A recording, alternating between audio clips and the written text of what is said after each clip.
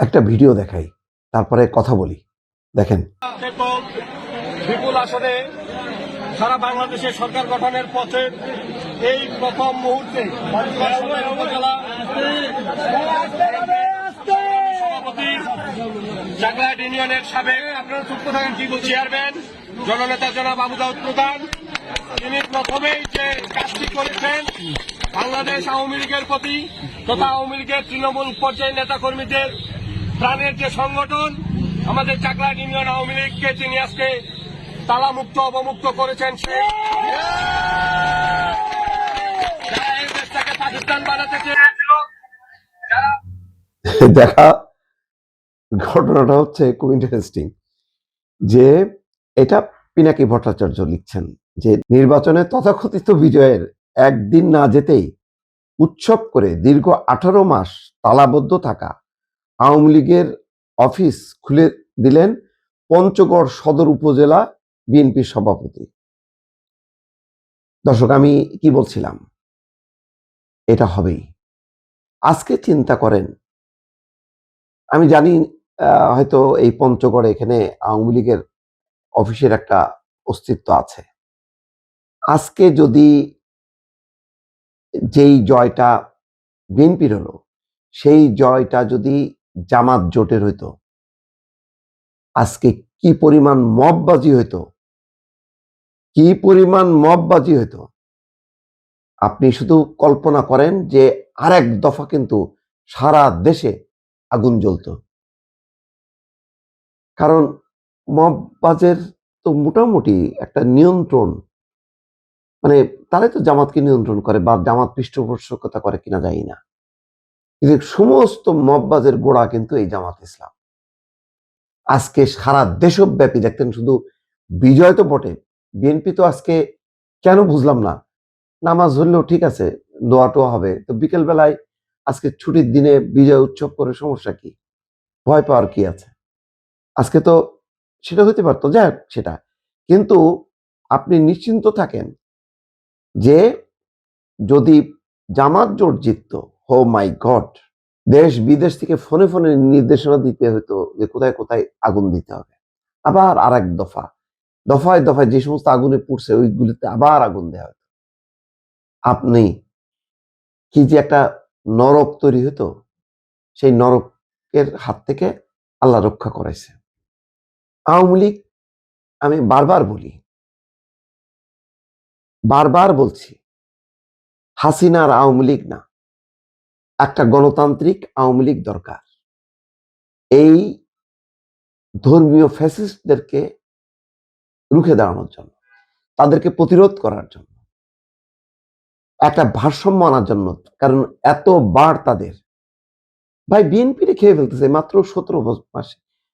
তারেক রহমান যদি ধরেন কোনো কারণে এই নির্বাচনে না আসতো, খেয়ে ফেলতো।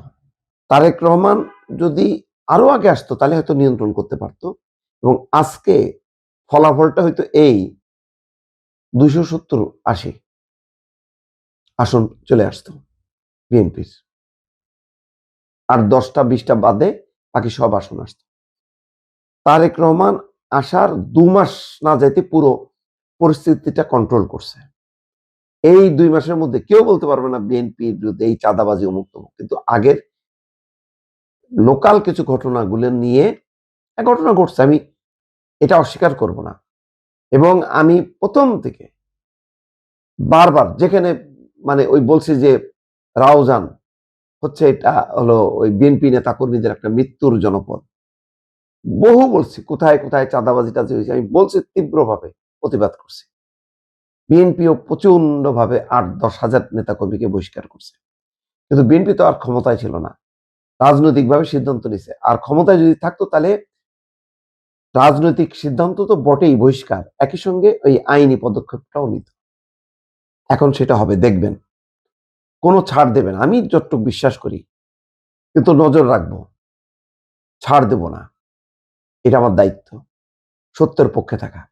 যাই হোক, যেটা শেষ করি, এখন একটা ভারসাম্য আসবে, এবং আওয়ামী লীগ এখন তার নেতৃবৃন্দ যদি তারা সিদ্ধান্ত নেয় যে ওই পুরনো আওয়ামী লীগ না, যে এই আওয়ামী লীগ দেশ থেকে পালায় চলে গেল, ওই আওয়ামী লীগ ওই রূপে ফিরতে পারবে না। এটা সোজা কথা। এই ব্যাপারে বিএনপিও ছাড় দেবে না। বিএনপি নিশ্চয়ই প্রত্যাশা থাকবে, সবারই প্রত্যাশা থাকবে পরিবর্তিত আওয়ামী লীগ গণতান্ত্রিক উপায়ে তারা করুক। যেমন আজকে পঞ্চগড়ে তো ওখানে জয় জয়কার মানে বিএনপির, তাই তো ওই সব অঞ্চলে কিছু জামাতও আছে, কিন্তু কোনো সমস্যা নেই। ক্ষমতায় আসবে 1-2 দিনের মাথায় বিএনপি যার যার রাজনীতি শেষে করবে। ঠেকান।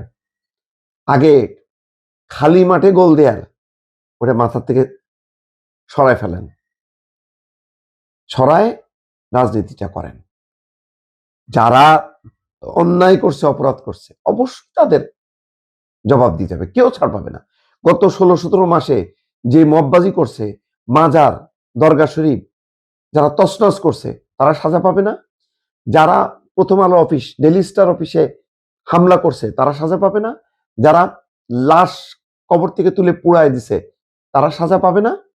এই অভ্যুত্থানের পরবর্তী সময় যারা দুষ্কর্ম করছে, দফায় দফায় যারা অগ্নিসংযোগ করছে, মববাজি করছে, তাদেরকেও বিচারের আওতায় আনতে হবে।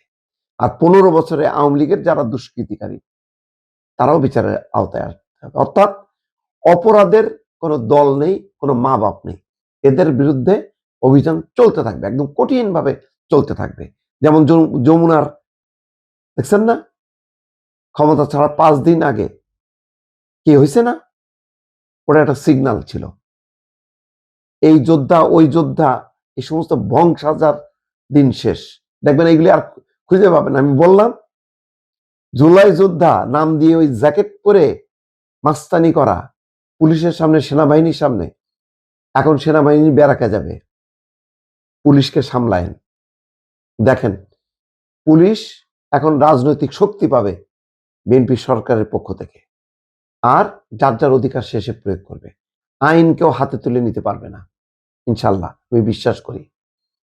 এখন সামলান, আওয়ামী লীগকে সামলান, তারপরে বিএনপি কাপ তো, বিএনপি দরকার নেই তো, বিএনপি তো আপদমস্তক দুর্নীতিবাজ বলছে না জামাতের নেতারা, বুক ফুলায় বলতেছে। যাদের কোলে পিঠে মানুষ হয়েছে বলে বিএনপি নাকি সবচেয়ে খারাপ দল, দুর্নীতিবাজ দল, চাঁদাবাজ দল। আর তারেক রহমান তো যখন রাজনীতি বোঝে না, তার দেশ চালানোর যোগ্যতাই নেই। ঠিক আছে, বাদ দেন। আওয়ামী লীগ আসতেছে, আওয়ামী লীগ আসতেছে, রেডি হন। দেখেন, রাজনৈতিকভাবে মোকাবেলা করেন। মববাজি দিয়ে চলবে না, রাজনৈতিকভাবে মোকাবেলা করেই টিকতে হবে। যার যার রাজনীতি শেষে করেন, জনগণ ঠিক করবে যে আপনার রাজনীতি চলবে নাকি কার রাজনীতি চলবে। ভালো থাকবেন, আল্লাহ হাফেজ।